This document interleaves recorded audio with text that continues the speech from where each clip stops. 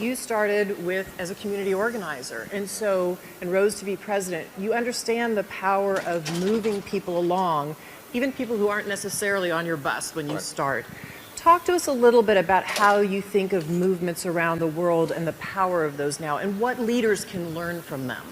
Well, I'd make a couple of observations. Number one is that most big change, most human progress is driven by young people who don't know any better and figure, why can't we do something different? Old people get comfortable or cranky or protective of their status or set in their ways. There's a reason why, if you look at, for example, here in the United States, the civil rights movement, the leaders of those movements were in their 20s. Dr. King was 26 when he started, 39 when he was killed. And if you canvass the world, oftentimes that is the impetus. People asking in ways that I think are familiar to many, not why not, or not why, but why not? Why do things have to be the way they are? So that's point number one, that young people, I think, can make an enormous difference. Number two is that because most of us now either live in democracies or countries that purport to be democracies, because we have won the battle of ideas that says governments and our common efforts have to be rooted in the legitimacy of people. There is more power than ever in people being able to band together and collectively push for initiatives that are going to make change in their lives. That's something that for most of human history was unimaginable. That is one of the amazing transitions that has taken place, and you will notice that even in autocracies today, there is at least the pretense of democracy, because people believe that governments that are rooted in people are more legitimate. And that's a battle we won and now have to make real wherever we can. That's point number two. Point number three is simple math. In most places, if you want to get something done, whether it's a smarter climate change policy or health care for people or more funding for girls' education, you've got to have a majority of people supporting it. You got to have votes. You have to have the allocation of resources. And that requires mobilization and a game of addition rather than subtraction. So, and the fourth point I would make would be the internet now has turbocharged the capacity for us to develop movements in ways that we had not imagined before. Now, the last thing I'll say, so that I don't sound like I'm still in the U.S. Senate and filibustering, is I guess a smaller point, but a profound one that I tried to reinforce with my staff at every level of my public work and continue to do to this day. I actually think organizing, mobilizing, starting movements starts with a story. And you can't create a story that moves large numbers of people unless you are able to listen and hear to the story of the person next to you. The story of your neighbors, the stories of your coworkers, the stories of your community, the story of people who are not like you. And so one of the things that I think is important is for us to learn how to listen to each other and learn how it is that we came to be who we are, think the way we do, because that understanding of other people's stories is how you end up ultimately forging bonds and creating the glue that creates movements. Every great movement, you think about Gandhi in India, it started with his understanding of India's story and his own story, and seeing Indians in South Africa discriminated against, and recognizing that there were traditions and myths and a power in those stories that ended up driving out the most powerful empire on earth. It wasn't guns. And increasingly that will be the case, and certainly that will be the case if we want to move forward the Sustainable Development Goals that we're talking about. Is we've got to be able to tell a story not only to big donors or politicians, but also to, for example, people here in the United States who may feel like, look, I've got my own problems, why should I be worrying about somebody on the other side of the world? Yeah, I have to say, when we got into philanthropy and particularly studied global health, we were stunned at the progress. We'd had no idea. Right. And it's kind of amazing if you ask even very well-educated people, what's happened with vaccination, what's happened with HIV. They don't know the positive story. And a little bit the news is always going to focus on the setbacks, because that's what happened that day. The gradual progress doesn't fit that paradigm. And even people who raise money for these causes, I have to say, sometimes even some of the material we create is talking about the piece that remains as though it's never improved. Do you have any thoughts on how we get this more positive sense of progress going, and how we would get that word out?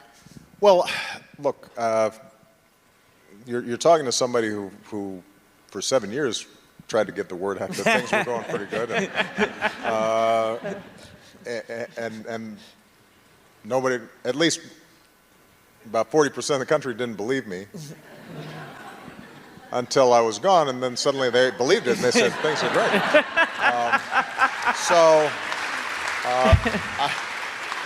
So with that caveat, I'd make a couple observations. One, you're right, Bill, there is the nature of the media, and maybe just the human brain, is to fasten on what's wrong, not on what's right. And I'm not sure we're going to be able to change that, right? Visual displays of a fire are much more interesting than just a building sitting there. And so the fire is going to make the news. The building sitting there nicely and people are walking their dogs in front of it and stuff, that will not make the news. So I don't think that we can count on conventional media necessarily to spread the word. This is, though, where the power of the internet has not, I think, been harnessed the way it needs to be, particularly when we think about young people and young audiences. Malia and Sasha consume information differently than I do. And I think that those of us who've been involved with policy work are still putting out these reports with pie charts and this and that, and that's not interesting to them.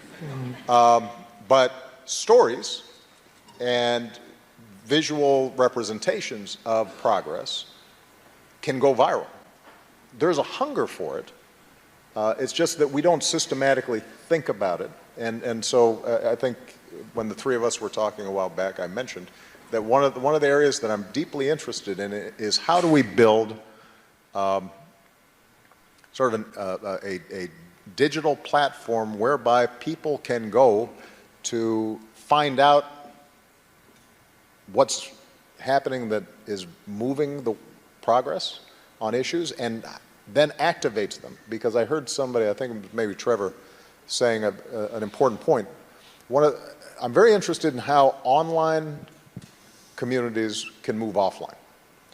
How this incredible power to convene through hashtags and tweets and this and that and the other eventually leads to people meeting each other and talking to each other. And I think that we have not fully tapped that as a way of spreading the word about progress that has been made. I also think it is important for us to put some friendly pressure on leaders to tell good stories and to make sure that we don't, that we aren't so rigid in our partisanship or ideologies that we are not willing to acknowledge and share when somebody who might be of a different political persuasion has done something really good, even if it runs contrary to our short-term political interests. I mean, I always used to say, as big as the differences were between me and my predecessor, George W. Bush, that what his administration initiated with PEPFAR was a singularly important achievement that we needed to sustain and build on. And I didn't think that somehow detracted from me to say that somebody from another political party did something really smart and really good and deserved credit for it. And I feel as if these days,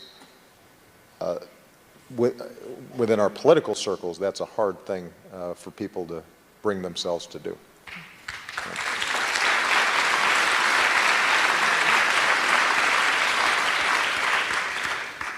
One of the things that Bill and I had the great privilege of doing when you were in the White House late in your presidency was spending a little bit of casual time on a Saturday night. And your daughters were in and out of your home, Malia and Sasha. And you've been to our house earlier this summer and saw Rory and Phoebe, two of our three, in and out of our house. Our daughter Jen is here in the front row. Tell me about... Jen's like, thanks, Mom. Yeah, sorry. You weren't home that night. Jeez. But she's about the age of That's your our daughters. job, to embarrass you. That's what we do. I just did it. Job done right there.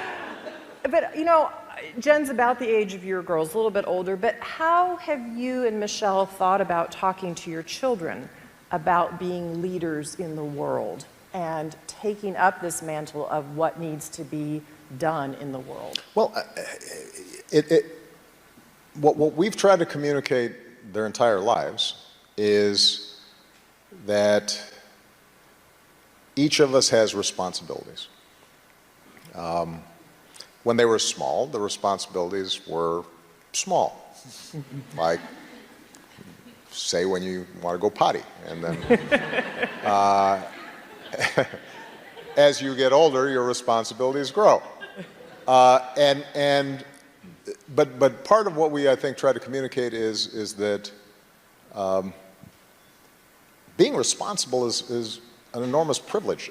That's what marks you as a fully grown human, is that other people rely on you, that you have influence, that you can make your mark, that if you do something well, that will improve other people's lives, that the kinds of values that we've tried to instill, many of them your basic homespun values like kindness and consideration and empathy and hard work, that those are tools by which you can shape the world around you in a way that feels good. And so what we've tried to encourage is that the sense that it's not somebody else's job, it's your job. And I think that's an ethic that they've embraced. Now, they will choose to participate in different ways because they have different temperaments, different strengths. I think one of the mistakes that we sometimes make is to think that there's just one way of making a difference or being involved. You know, if you are a brilliant engineer, you don't have to make a speech, you can create an app that allows an amplification or the scaling up of something that is really powerful. If you are somebody who likes to care for people, you don't have to go out and lead the protest march. You can mentor some kids or work at a local health clinic that is going to make a difference. So there are a lot of different ways in which to make a contribution, and we try to emphasize that to them as well. And then the third thing that we try to encourage is what I mentioned in my earlier remarks, which is that you have to be persistent. I always tell people that my early work as a community organizer in Chicago taught me an incredible amount, but I didn't set the world on fire. You know, I got some public parks for communities that needed them. I started some after-school programs. We helped set up a job training program for people who had been laid off of work, but those communities weren't suddenly transformed. They still had huge problems. But I took that experience and then I was able to build on it. And I think so often we get impatient because change does not look as if, sometimes it's not as discernible or immediate or impactful as we had imagined in our minds, and we get disappointed and we get frustrated. And for me, by the way, that's advice in life and not just in social change. I assume occasionally there was a bug in the software build. Every now and then. Every once in a while, you know, and we got to patch it again. This is annoying. But that's how. That's how. I heard it that's a little how. That's how differently stuff than that. happens. I wasn't known for my patience. I didn't hear, oh darn. Bill, did you have one last question? Yeah.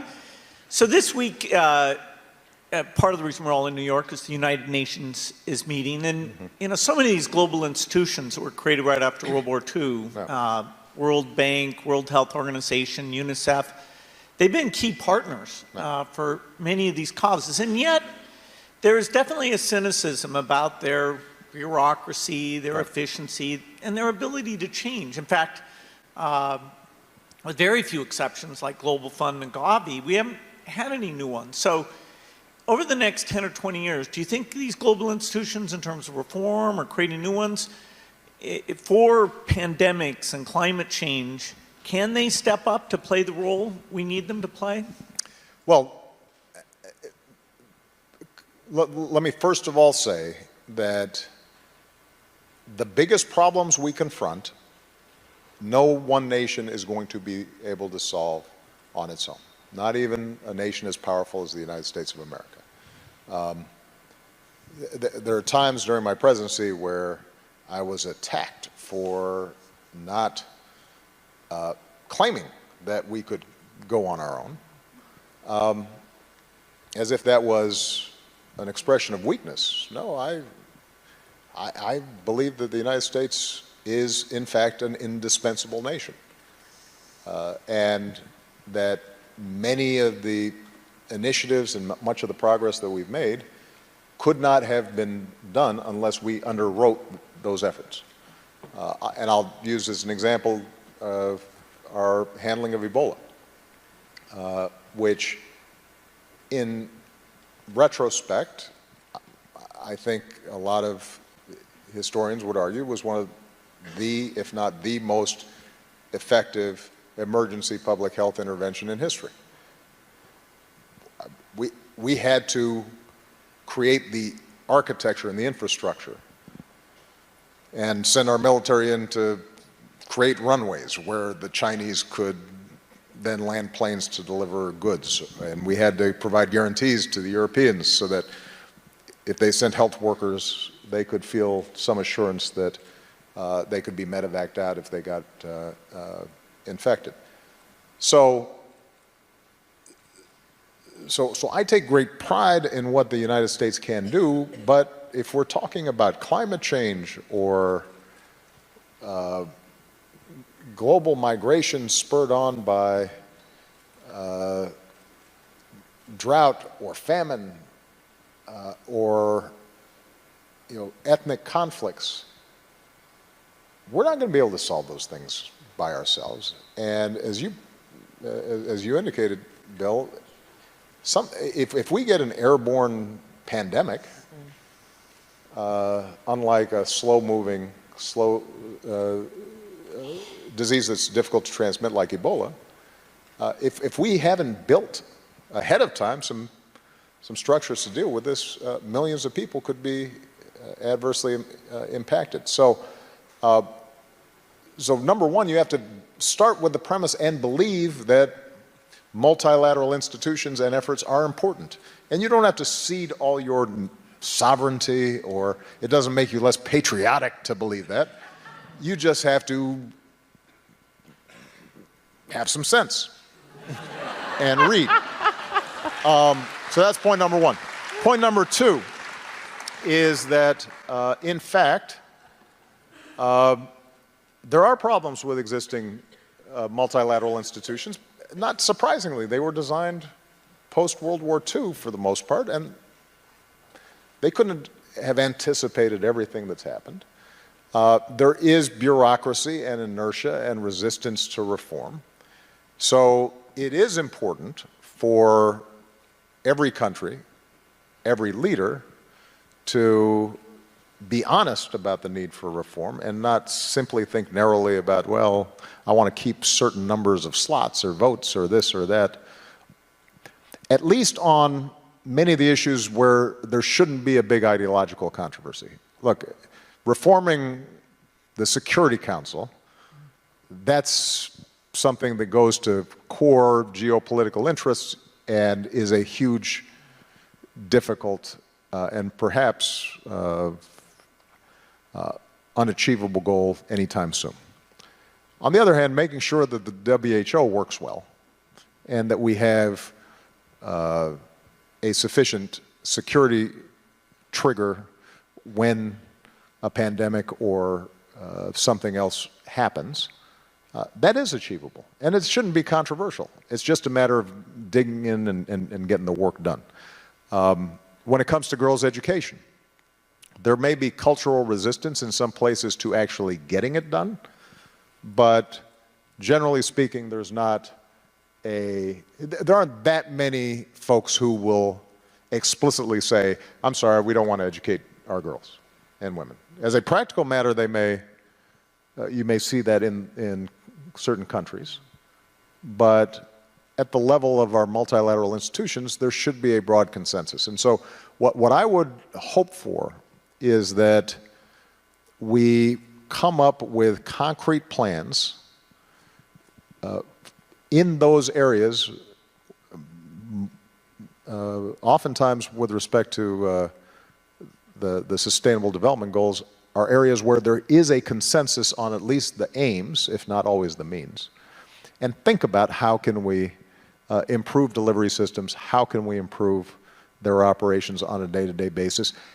But ultimately, the last point I would make, that requires leaders to feel as if it matters and is important.